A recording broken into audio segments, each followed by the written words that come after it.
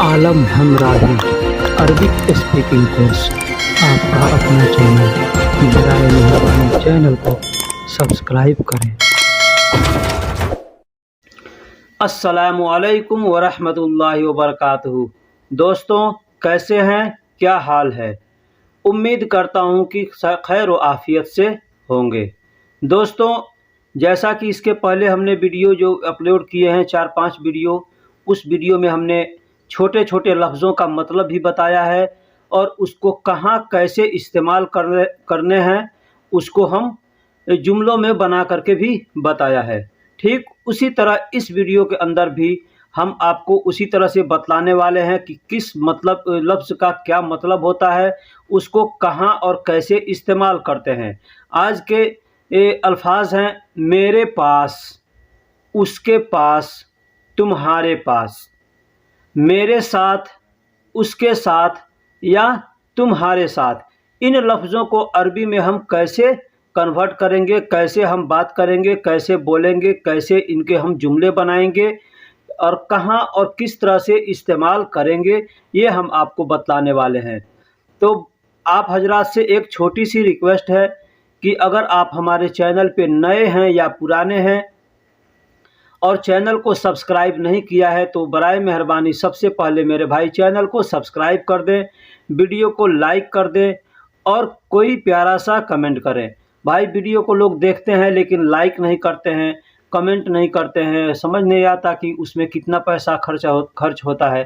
खैर, आपकी मर्ज़ी है, हमारा मकसद है वीडियो बनाना और वीडियो डालना। तो चलिए अब हम वीडियो को शुरू करते हैं।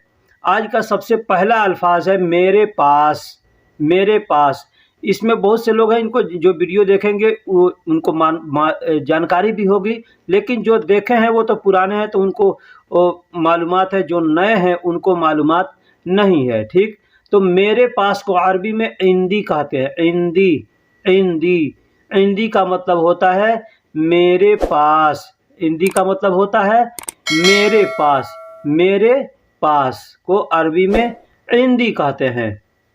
एग्जाम्पल ले लीजिए कि मेरे पास आओ, किसी को हमें बुलाना है, कोई दूर है या कोई भी कहीं पे भी है, उसको हम कहेंगे, चाहे डायरेक्ट सामने सामने हो तो हम कह सकते हैं या फ़ोन पे भी हम कह सकते हैं कि मेरे पास आओ, मेरे पास आओ। तो अरबी में हम क्या कहेंगे? अरबी में कहेंगे ताल इंदी, ताल इंदी। ताल इंदी का मतलब होता है मेरे पास आओ। ताल का मतलब होता है आओ और इंद, इंद का मतलब होता है पास। इंद का मतलब होता है पास। उसके में जब उसके आखिर में या लग गया यानी ई लग गया, इंदी बन गया, तो वो मेरे पास हो गया। ठीक, तो ताल इंदी यानी मेरे पास आओ, इस तरह से हम बोल सकते हैं। मेरे पास घर नहीं है। मेरे पास घर नहीं है अगर हमको किसी से कहना हो या कोई हमसे कहता हो तो वो कैसे कहेगा? इंदी माफ़ी बेत, इंदी माफ़ी बेत। इंदी का मतलब मैंने बताया कि मेरे पास होता है, माफ़ी का मतलब नहीं है, माफ़ी का मतलब नहीं है और बेत का मतलब घर होता है। बेत का मतलब घर होता है। अरबी में बेत को घर को बेत कहते हैं और मंजिल भी कहते हैं। मंजिल भी कहते हैं। मंजिल का मतलब भी होता है घर और बेत का मतलब भी होता है घर। तो कोई आदमी मंजिल का भी इस्तेमाल कर सकता है या बेत का भी इस्तेमाल कर सकता है, दोनों में से कोई अल्फाज इस्तेमाल कर सकता है। मेरे पास घर नहीं है यानी इंदी माफ़ी बेत, इस तरह से आदमी कह सकता है।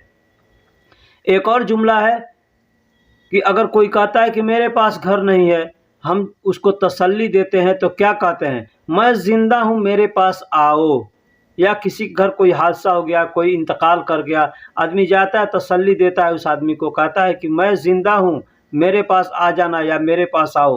तो अरबी में क्या कहेगा? अना हय्याताल इंदी। अना, अना का मतलब मैं, हय्या, हय्या या हयात, हयात भी कह सकते हैं या सिर्फ हय्या भी कह सकते हैं। अना हय्या ताल, अना का मतलब मैं और हय्या का मतलब ज़िंदगी, ताल का मतलब आओ, इंदी का मतलब मेरे पास। इंदी का मतलब मेरे पास यानी मैं ज़िंदा हूँ, मेरे पास आओ। इसको अरबी में हम कहेंगे अना हय्याताल इंदी, अना हय्याताल इंदी, यानी मैं ज़िंदा हूँ, मेरे पास आओ। हयात यानी ज़िंदगी, उर्दू में हम लोग भी कहते हैं, पहले से भी इस्तेमाल किया जाता है कि हयात, हयात, या हिंदी में भी कई जगह लिखा होता है हयात। तो वही हयात को अरबी में हयात कहते हैं, ठीक है। ज़िंदगी को अरबी में हयात कहते हैं। इंदी मतलब मेरे पास होता है, ठीक।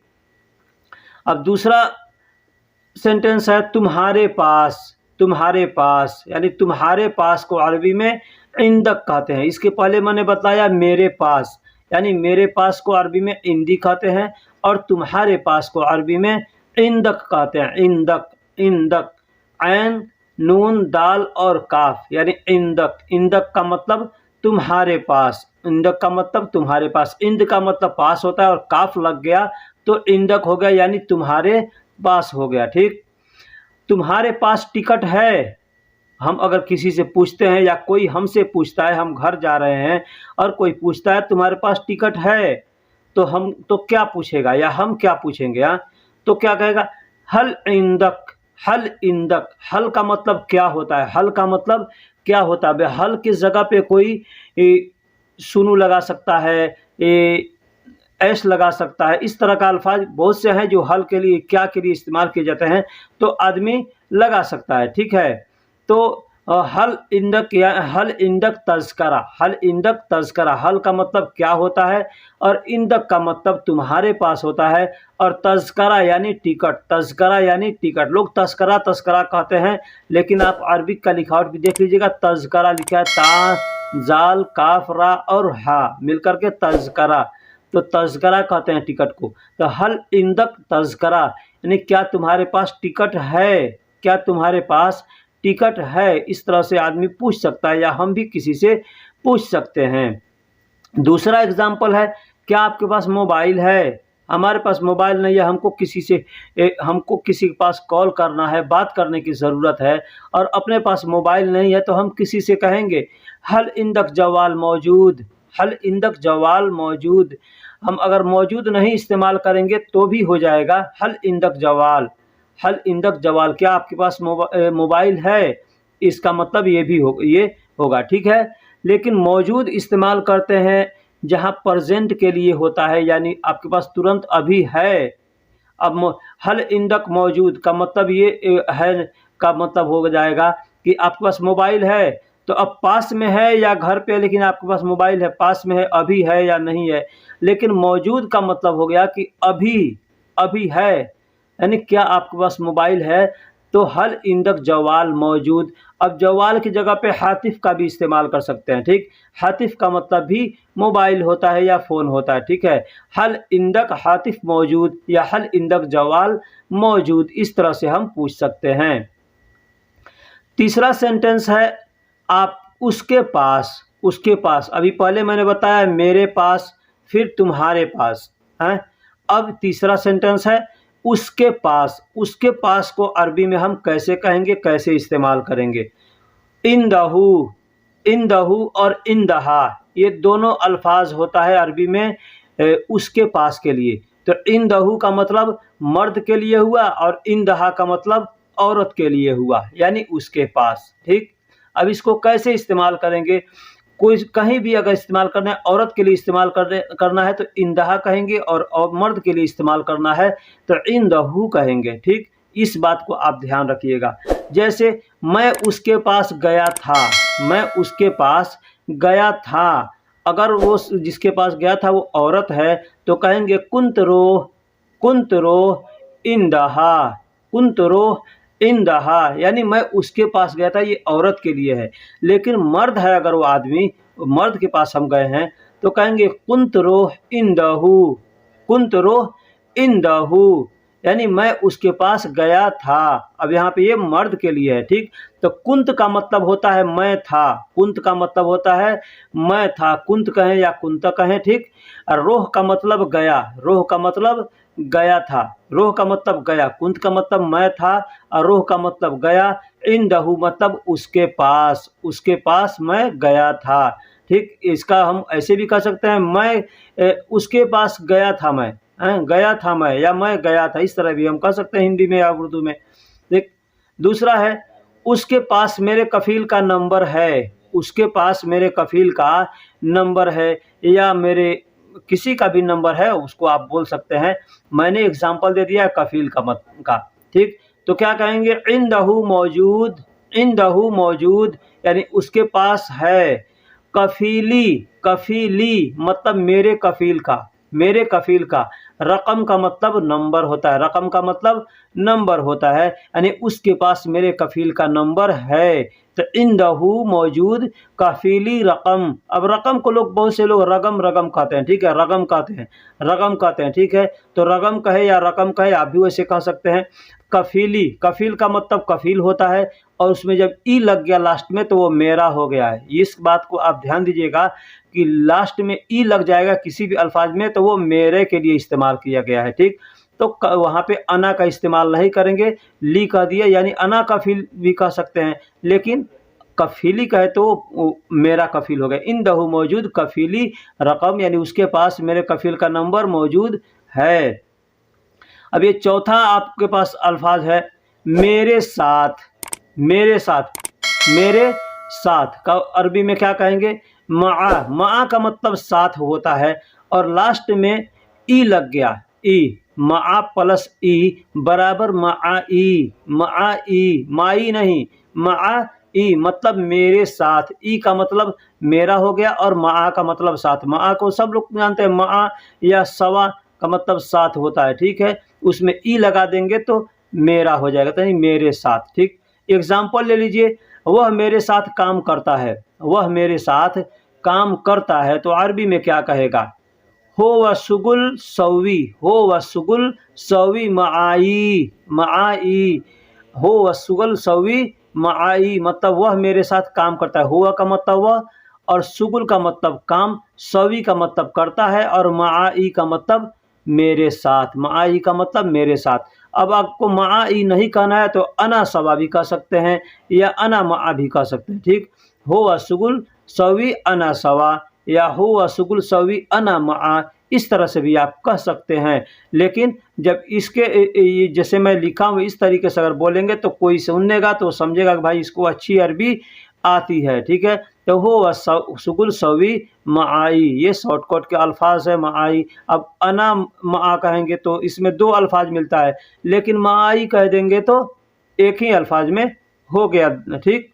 तो वह मेरे साथ काम करता है, हो वह शुगुल सवी माई, इस तरह से हम कह सकते हैं। एक और जुमला है, वह मेरे साथ नहीं रहना चाहता, वह मेरे साथ नहीं रहना चाहता। किसी आदमी से टेंशन हो गया तो वो कहता है मैं तुम्हारे साथ नहीं रहूँगा, तो हम अपने कफील से या किसी से क्या कहेंगे, हो व माई तस्कुन मा अबगा, हो व माई तस्कुन मा अबगा, यानी होवा का मतलब, माई का मतलब मेरे साथ, और तस्कुन का मतलब रहना, तस्कुन का मतलब रहना, मा अबगा मतलब नहीं चाहता। तस्कुन का मतलब रहना, और मा अबगा यानी नहीं चाहता। माँ का मतलब नहीं, अबगा का मतलब चाहता। तो हो व माई तस्कुन मा, तस्कुन मा अबगा यानी वह मेरे साथ नहीं रहना चाहता, ठीक। अब यहाँ पे माई अगर नहीं कहना है तो फिर मैं बता रहा हूँ, हो व अना सवा तस्कुन मा अबगा, इस तरह से भी आदमी कह सकता है। वह हो व, या हो व अना मा, अना मा तस्कुन मा अबगा, इस तरह से भी कह सकता है। अब है अल्फाज उसके साथ, उसके साथ। यहाँ तो मेरे साथ को पहले हमने बताया अभी, अब इसके बाद है उसके साथ। उसके साथ को अरबी में कहते हैं माहू, माहू। मा का मतलब होता है साथ, मा का मतलब होता है साथ, और प्लस हु उसमें मिला दिया गया तो हो गया माहू, मतलब उसके साथ, उसके साथ। यहाँ अगर माहू मतलब उसके साथ, माहू माहू लोग कहते हैं, माहू कहते हैं ना, तो वही चीज़ है माहू यानी उसके साथ। अब यहाँ एक एग्जांपल ले लीजिए, मैं सोचता हूँ उसके साथ रहने के लिए। हमको किसी से कहना हो कि मैं सोचता हूँ, मैं सोचता हूँ उसके साथ रहने के लिए, तो अरबी में हम क्या कहेंगे, कैसे कहेंगे, अना माहू फक्कर, अना माहू मतलब मैं, अना का मतलब मैं, और माहू मतलब उसके साथ, मैं उसके साथ, फक्कर मतलब सोचता हूँ, लिल मतलब के लिए, लिल मतलब के लिए, तस्कुन, तस्कुन मतलब रहना या रहने, ठीक, लिल तस्कुन यानी रहने के लिए, मैं सोचता हूँ उसके साथ रहने के लिए, तो कहेंगे अना माहू फक्कर लिल तस्कुन यानी मैं सोचता हूँ उसके साथ रहने के लिए। अब फिर मैं बता रहा हूँ कि अगर आप माहू नहीं कह, माहू माहू अगर नहीं कहना चाहते हैं तो आप कहेंगे मा हुआ का मतलब उस होता है या वह होता है, और मा का मतलब साथ होता है, तो सवा हुआ भी कह सकते हैं, मा हुआ भी कह सकते हैं, लेकिन माहू कहना आसान है। अना माहू फक्कर रिल तस्कुन, मैं सोचता हूँ उसके साथ रहने के लिए, ठीक। चलो आज उसके साथ खाना खाते हैं, ये दूसरा जुमला है।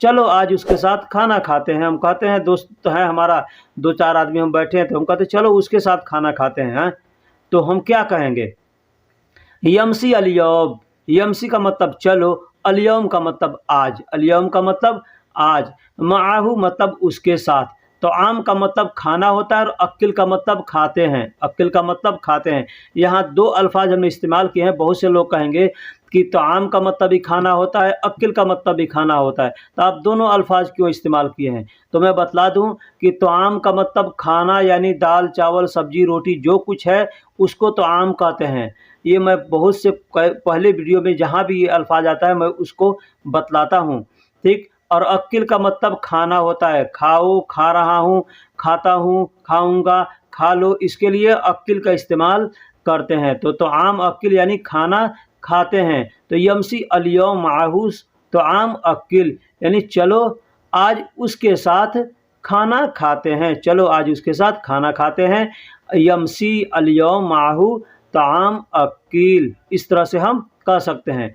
अब अगला सेंटेंस है तुम्हारे साथ, तुम्हारे साथ, तुम्हारे साथ को अरबी में क्या कहेंगे, मा का मतलब साथ होता है और को लास्ट में मिल जाएगा तो वो हो गया तुम्हारे, वो हो गया तुम्हारे। देखिए इस वीडियो के अंदर बहुत हमने इम्पोर्टेंट अल्फाज को इस्तेमाल किए हैं, और अगर आप नहीं सीखेंगे तो फिर वीडियो देखने से आपको कोई फ़ायदा नहीं होगा। ये सब अल्फाज कोई बतलाने वाला नहीं है, ठीक है। तो तुम्हारे साथ यानी माँ का कहेंगे तो तुम्हारे साथ, माँ का यानी तुम्हारे साथ, नहीं तो इन तसवा कहेंगे, इन तसवा यानी तुम्हारे साथ, इन तमा तुम्हारे साथ, इस तरह भी कह सकते हैं। अगला जुमला है तुम्हारे साथ मेरा रहना अच्छा नहीं है। किसी से टेंशन हो गया, झगड़ा हो गया, तो हम कहते हैं कि तुम्हारे साथ मेरा रहना अच्छा नहीं है, तो क्या कहेगा, माँ का यानी तुम्हारे साथ, अना मतलब मेरा, सकन मतलब रहना, माफ़ी मतलब नहीं है, तैयब मतलब अच्छा, तैयब मतलब अच्छा। तैयब के जगह पे आप कोई, जैन, मुमताज़, ये सब अल्फाज है, तमाम, ये सब अल्फाज भी आप इस्तेमाल कर सकते हैं। इसका मतलब ये होता है अच्छा। तो मैं तुम्हारे साथ मेरा रहना अच्छा नहीं है, तो अरबी में कहेंगे माँ का अना सकन माफ़ी तैयब, या माफ़ी कोइस, या माफ़ी जैन, या माफ़ी तमाम, या माफ़ी मुमताज़, इस तरह से भी हम कह सकते हैं माँ का अना सकन माफ़ी तैयब, ठीक।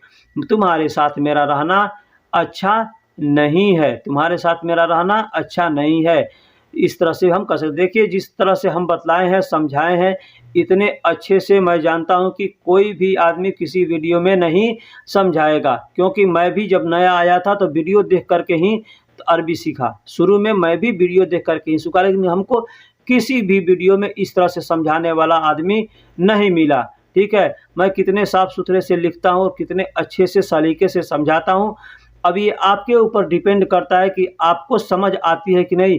मैं ये भी कहता हूँ आपको नहीं जो अल्फाज समझ में आता है, आप हमको कमेंट बॉक्स में लिख करके बतलाइए कि ये चीज़ हमको समझ में नहीं आया है, मैं उसका तर्जुमा फिर बताऊँगा, अच्छे से लिख करके बतलाऊँगा, ठीक है। व्हाट्सअप नंबर भी हमने दिया है कि जिस भाई को अगर कोई तकलीफ़ है, परेशानी है और नहीं समझ में आती, वो हमको व्हाट्सअप पे भी मैसेज कर सकते हैं। इसलिए कि कमेंट में लिखना ज़्यादा मुश्किल होता है, तो आप हमको वॉइस मैसेज कर सकते हैं और बता सकते हैं। तो चलिए अब हम वीडियो को ख़त्म करते हैं, फिर मिलेंगे किसी अगले वीडियो में, तब तक के लिए अल्लाह हाफिज़।